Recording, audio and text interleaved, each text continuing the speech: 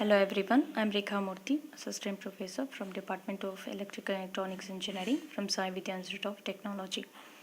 Today I am here to discuss about the problem based on the Hopkinson's test.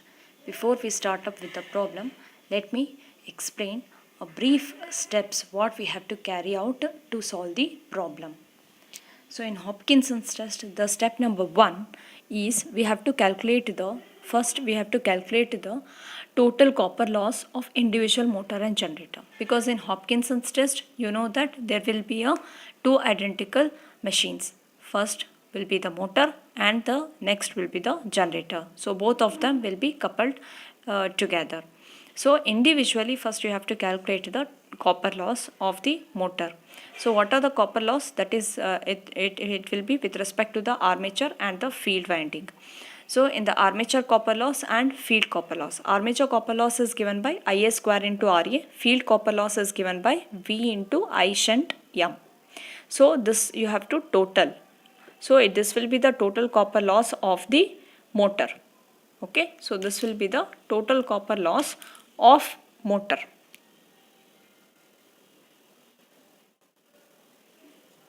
Similarly, for the generator, here also we have to calculate the armature copper loss. So that is given by IAG square into Ra, and the field copper loss, that is V into I shunt G. So this will be the total copper loss of generator.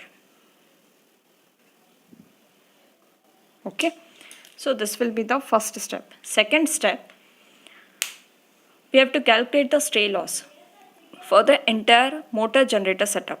Okay, for both the machine we have to calculate the stray loss. Stray loss is nothing but it is called as constant loss. So that is given by the power input from the supply. Okay, and minus the total copper loss for the set, means both motor as well as the generator. So what we calculated in the previous step, the total copper loss for a motor, that we have to add, and as well as we have to add the total copper loss of a generator. So that will become a total copper loss for the set. Which set? Motor generator set. Okay, and the power input can be calculated by using the basic formula V into line current. So this will be the stray loss, which I am going to denote it as WC. If I want to I need to calculate the stray loss for a per machine, each machine. So therefore it will be a WC divided by 2, because both the machines are identical.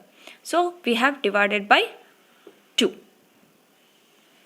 So now this value itself will be useful to substitute in the total loss when you are substituting in the efficiency formula. Okay.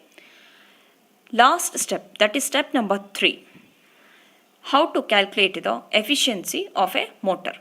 As we know that generally the efficiency can be given by output by input. For the motor, I have to replace this numerator part, that is input minus losses divided by the input. So what will be the motor input?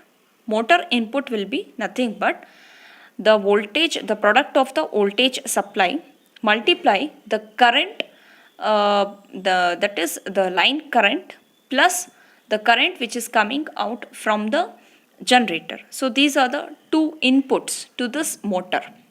So because the motor input, you can take it to the electrical input from where? From the generator. So I have to take into a consideration of sum of both the things. From the supply means what current is coming, as well as from the generator what value we are going to get it. So it is the sum of these two currents. Okay.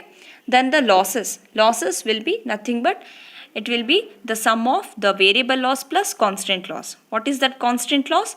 The stray loss. So which we calculated the stray loss per machine, that value we have to take it down. So that is WC by 2. And what is a variable loss? Variable loss is nothing but the total copper loss.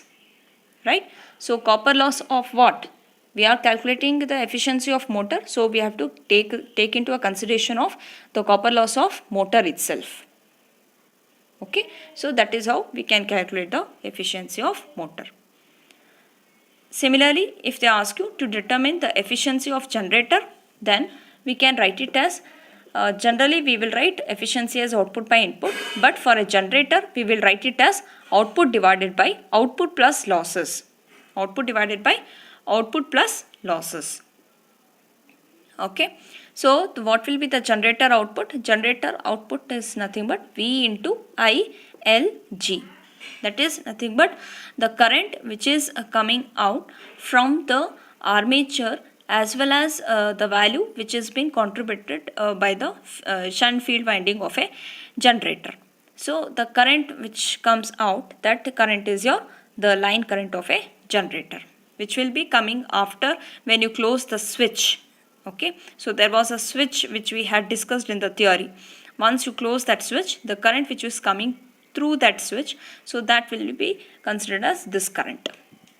Then the loss is nothing but the total copper loss of a generator. We have to take up plus, that is nothing but the variable loss, plus the constant loss is nothing but WC divided by 2. Okay, so these steps you have to carry out to perform the calculation based on the Hopkinson's test. Thank you for watching this video. For the next session, we will start with the problem.